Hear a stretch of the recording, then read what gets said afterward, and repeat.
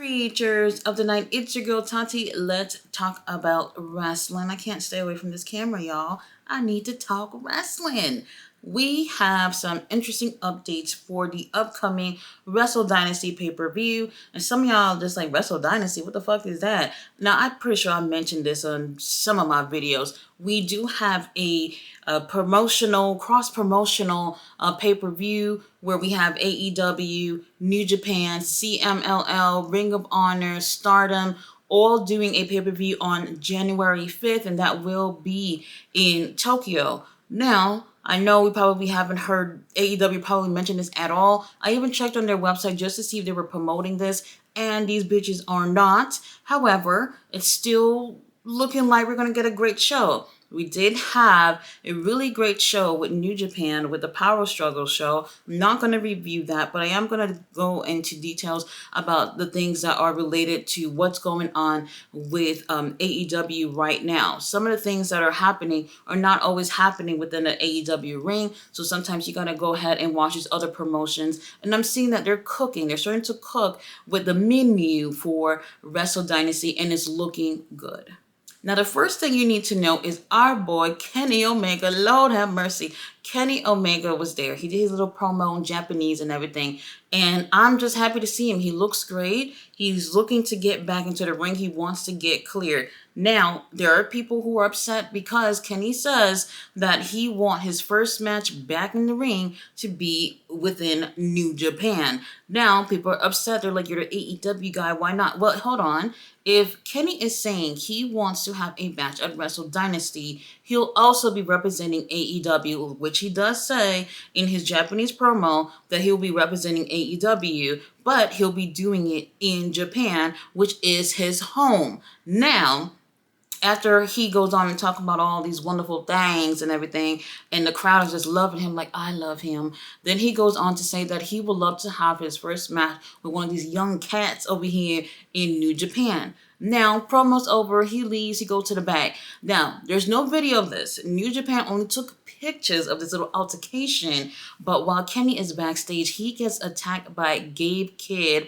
Gabe Kidd, you can't really tell what's going on. I'm pretty sure for obvious reasons they took pictures rather than the video because Kenny is not cleared. They don't want to show a full-on beatdown from Gabe to Kenny, so I can understand why the whole picture thing is the route that they went with. Now it's looking more like we're going to get these two at Wrestle Dynasty, which would be really, really interesting if that's the case. Now, Kenny does not say, so many people are saying that this is going to be Kenny's first match back. Kenny has not confirmed that this will be his first match back. He is still looking to get cleared. Cleared. And if he does get cleared, that's where he wants to have his first match within a Wrestle Dynasty, and maybe with Gabe Kidd. So Kenny, it was great to see him. He looks so good, y'all. He looks so good, and I'm hoping that he's in really, really great health. So now let me just put in a little bit of speculations here because I'm not 100% sure about this, but I'm just thinking. We also did have the IWGP Tag Titles change hands from TDMK to United Empire. Now, the reason why I'm mentioning this is because we do have drama within the United Empire over in AEW with Mark Davis, obviously William Ospreay, and Kyle Fletcher. And I'm wondering, maybe, just maybe, because now we're seeing Kyle trying to recruit Mark Davis to Don Callis' family. And I'm just wondering if maybe there may be some type of feud between Mark Davis and, along with Kyle Fletcher against United Empire, which would be interesting because if you guys remember, Mark Davis has had injury and illness where the IWGP tag titles were titles that they had to drop because Mark Davis was not well. And it'll be interesting to see that continue. I'm not 100% sure. I'm just guessing here. I hope that's the route that they're going with this, even though I would like to see Kyle Fletcher doing some singles action at that pay-per-view. Now on to some juicy stuff. So let me just start off with this before we get into the big stuff.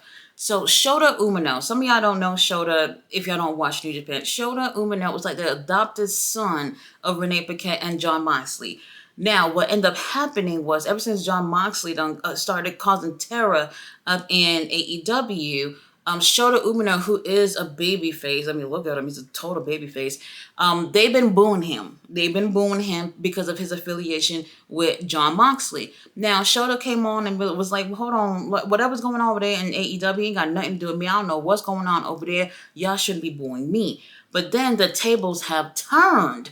And Shota Umino kind of backtracked and went on to say, well, now that everybody's booing me and getting me in all this mix, how about I go against John Moxley at Wrestle Dynasty? And I was like, wait, what the hell? Very interesting. John Moxley has not yet responded. So we'll end up seeing what ended up happening with that. To be honest, I think that would be interesting if that was a match, but I'm not sure if that would have been like the best case scenario in terms of who I would have want to see in a match with Moxley at Wrestle Dynasty. Now, I'm trying not to get all these pay-per-views mixed up. Wrestle Dynasty, Wrestle Kingdom, and they're like 24 hours away from each other.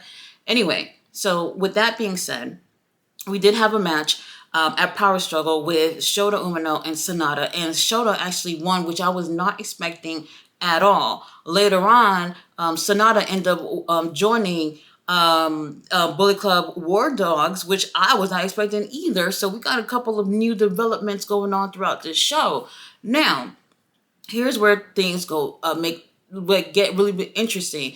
Later on, main event, we do have our boy Zack Sabre Jr. Zack, we've been praying for you all year to get the title. He won the G1. He got the IWGP heavyweight title, and now here he is in his second title defense against Shingo Takagi. Really, really great match, but you knew our boy was going to end up taking the win.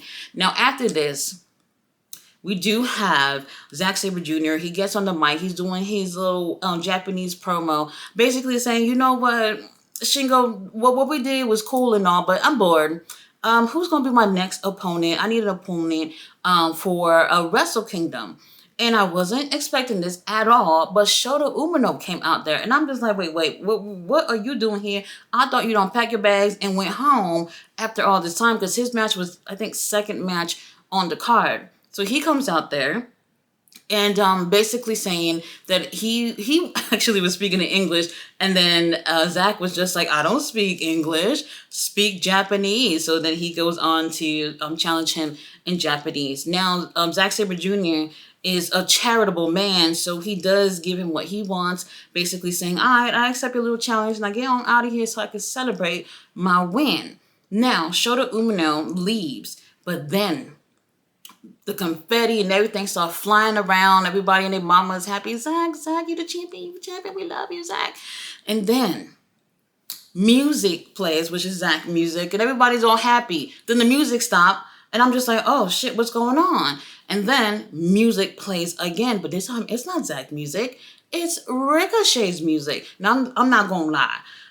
They did pop for him, but I felt like if this was like an American crowd, they would have lost their shit. So then you hear his music, the cameraman, the photographers, everybody running to the fucking ramp to take pictures and get the camera shot and everything. But then no Ricochet comes out, and Zack is waiting. But then here comes Ricochet. Ricochet came from behind, from God knows where in the audience, came from behind. This dude all dressed up in a Steve Harvey suit.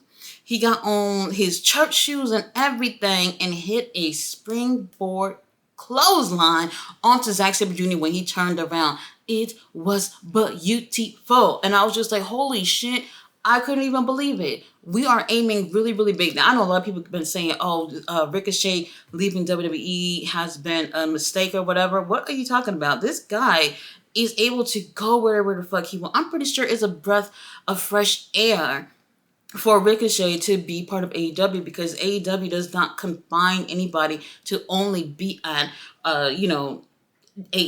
So now he's over there in Japan and he's challenging Zack Sabre Jr. for the title for Wrestle Dynasty, which is interesting because here comes Shota Umino, who comes out there and be like, bitch, if anybody's going to get their hands on Zack, it's going to be me next. So he goes over there and he save Zach. And I was just like, damn, why can't y'all get in line behind me and let me get Zach next? Now, it's funny because he ends up saving him, not because he really wants to or whatever, but it's also the babyface thing for him to do. But then he does end up attacking Zach with a DDT, and we're just like, oh, okay, so that's what this was.